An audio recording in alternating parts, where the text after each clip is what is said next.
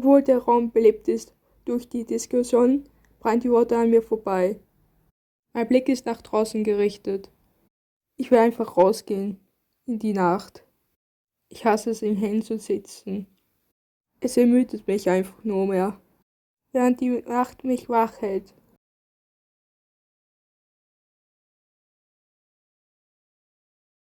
Es ist stockfinster draußen. Nur die Lichter der Ampel und die Beleuchtung des Supermarkts wollen dem entgegenhalten. Es ist das erste Mal, dass der Supermarkt nicht wie ein langweiliges Viereck ausschaut. In der Nacht hat er etwas Ästhetisches an sich, muss ich zugeben.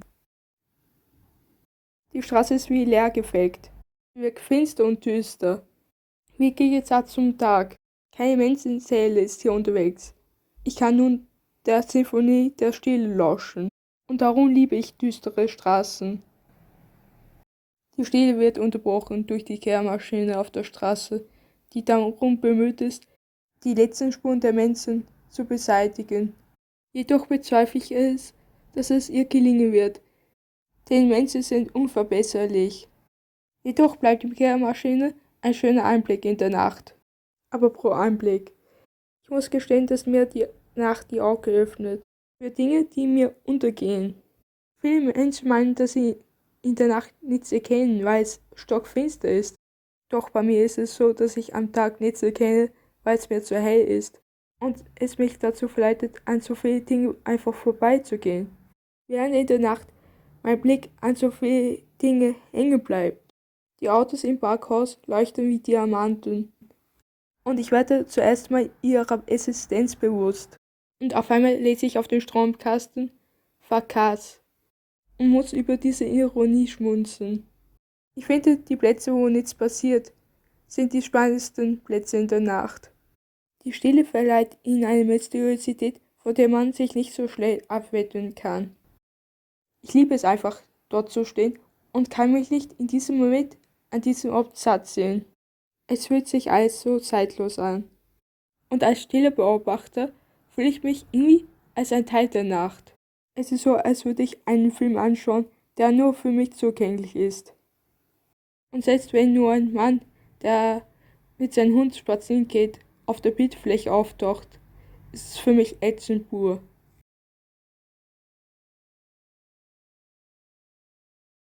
Doch wo die meisten Lichter in der Nacht sind, sind auch die meisten Menschen.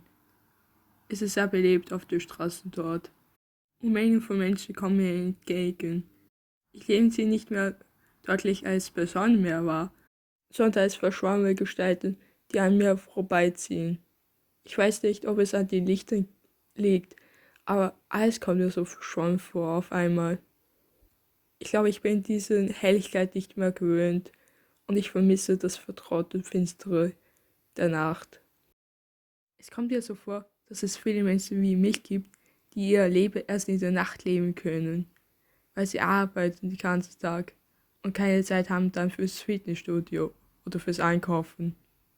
Manchmal ist es bewundernswert, was für ein Wunder die Nacht vollbringen kann. Zum Beispiel wird die öde blaue Donau in der Nacht zu einem knalligen Regenbogen. Oder die umweltverbessernden Autos werden in der Nacht zu leuchtenden Sternschnuppen, die rasend und hupend an dir vorbeiziehen. Wie verwandelt sind auch die Gebäude. In der Nacht scheint jede Facette von ihnen. Und so wird ihre Eleganz damit unterstrichen. Die Nacht hat auch etwas Surreales an sich. Sie macht die Menschen für mich zu fragilen Schatten, die in der nächsten Sekunde wieder verschwinden können. Doch auch diese schattigen Gestalten geben Vollgas, um rechtzeitig die Straßenbahn zu erwischen. Denn sie wollen nicht länger im Finsteren draußen sein, lieber zu Hause im hellen Warmen. Denn für sie ist die Nacht nicht ein vertrauter Freund, sondern ein unheimlicher Gast, der sich hereingeschlichen hat. Bei ihnen. Da kaum Menschen unterwegs sind um diese Uhrzeit, kann ich mir unbeschwert den Boden anschauen und die Spuren betrachten, die auf ihn hinterlassen worden sind. Die Worte am Boden sind bis zur Unleserlichkeit verwischt. Dennoch versuche ich die Worte zu entziffern. Aber sie bleiben mir ein Rätsel. Es ist ein weiteres Mysterium. aus denen ich nicht schlau werde und irgendwann gänzlich verschwindet. Als ich die U-Bahn-Station betrete, sehe ich nur eine Gestalt, die an mir vorbeihuscht und ins Abseits verschwindet. Nun bekreuzt mich die gähnende Leere. Das Licht der Werbetafel und des Getränkeautomaten wird auf dem Boden reflektiert.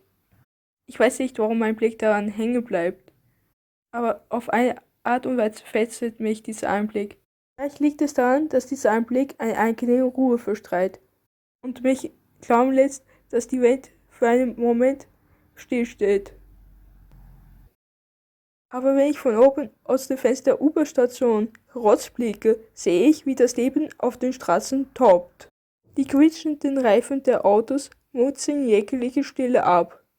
Dazu misten sich Gesprächsfetzen, die U-Bahn-Glocke und sowie das Bellen von Hunden.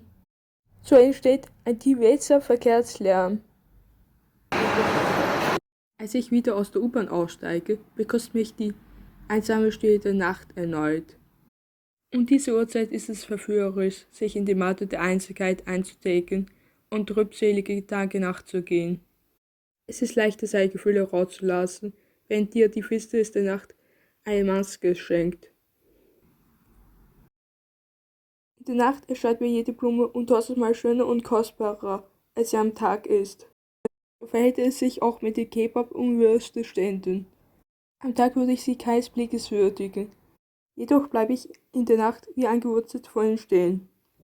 Ich weiß, dass der Preis völlig überhöht ist für dieses Essen, das nicht richtig satt macht, sondern richtig fett macht. Doch in der Nacht würde ich jede Zente hergeben für dieses Essen, um einen knurrenden Magen zum Schweigen zu bringen. Wie könnte ich auch dagegen handeln, wenn die Imbusspunkte in der Nacht wie Sterne leuchten, die mich zu einer Essensoase führen? Ein Blick in den schwarzen Himmel erinnert mich daran, dass der Mond heute Nacht mein stiller Begleiter ist. Überall, wo ich hingehe, folgt er mir. Wie viele Leute schauen sich gerade auch den Mond an, um diese Uhrzeit? Wo sie jetzt sind? Und warum sind sie um diese Uhrzeit so wie ich wach? Hier stand einmal ein ältes altes Haus. Es stand hier so circa 200 Jahre. Und dann wurde es abgerissen vor ein paar Monaten. Nun sind von dem Haus ein paar Überreste noch übrig. Und wie bei einem Puppenhaus kann ich in das Innere des alten Hauses blicken. Oder besser gesagt, in das Innere von dem, was noch übrig geblieben ist.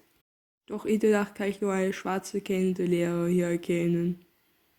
Das Einzige, was ich erkennen kann, sind die leuchtenden Fenster des Hochhauses, das hinter den Ruinen des alten Hauses steht. Es ist ergreifend, wie viele Leute noch wach sind, so wie ich, und unbeschwert ihren Strom verschwenden. Vielleicht nimmt hier auch ein modernes Hochhaus den Platz des alten Hauses ein. Im Anblick des Straßenlichtes schauen die verzierten Häuser mit Graffiti abgefuckter denn je aus. Und ich liebe es, obwohl ich kein Fan von Vandalismus bin. Dennoch denke ich, es hat etwas an sich. Eine einfache Baustelle wirkt wie ein Schauplatz aus einem Gruselfilm. Das hat die mysteriöse Aura der Nacht wieder zu verantworten. Darum schaue ich mir keine Gruselfilme mehr ein zu Hause, denn ich gehe lieber raus und bin selber ein Teil von einem Gruselfilm. Ohne Arztmörder und dergleichen lässt es sich verstehen. Ich fühle mich in der Rolle des stehenden Beobachters sehr wohl. Die Nacht macht mich süchtig und entführt mich zu Orten, die gewöhnlich sind am Tag, aber doch ungewöhnlich sind in der Nacht. Eine Ewigkeit bleibe ich dort stehen und betrachte diesen Ort wie ein Gemälde und versuche das Wort zu finden für das, was er ausstrahlt. Ein Supermarkt, der ganz leer ist und sich im Dunkeln vermutet, ein ungewöhnlicher Einblick, nicht wahr? Dieser Einblick animiert mich dazu, morgen einzukaufen.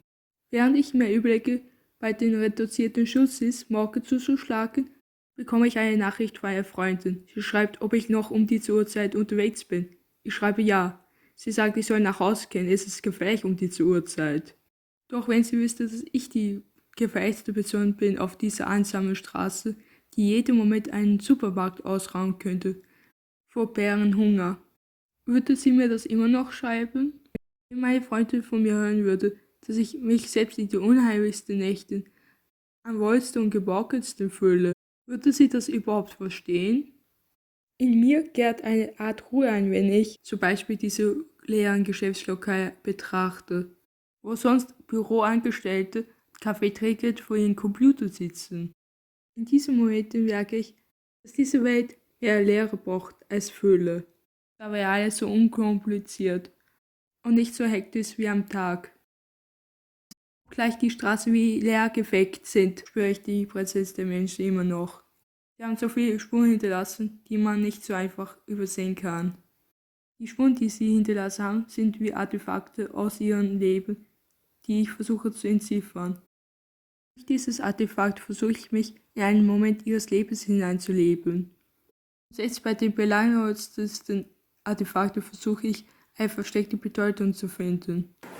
Doch vermutlich werde ich nie aus diesem Stinkhaus schlau. Jedoch sollte man generell nie von der Nacht Antworten erwarten, denn im Dunkeln wird man schwer Antworten und Wahrheiten finden. Dafür wirft es neue Fragen auf. Es gibt viele Menschen, die schon ihren letzten Schluck von der Nacht genommen haben. Dennoch will ich gierig weiter trinken, bis zum Umfallen. Aber meine Augenlider fühlen sich schwer an und ich weiß, es ist Zeit, sich von der Nacht zu verabschieden. Aber das heißt nicht, dass Abschiede kurz sein müssen. Sie können auch lang sein. Bevor ich in das Land der Träume wandere, habe ich noch eine lange Pinfahrt vor mir. Ich kann mich da ausgiebig von der Nacht verabschieden und ein letztes Mal ihre prächtigen Funken betrachten. Windeseile zieht alles an mir vorbei. Mit meinen Augen versuche ich alle Eindrücke festzuhalten. Wie in einem Traum fühle ich mich so frei, aber es ist keiner, sondern die Nacht.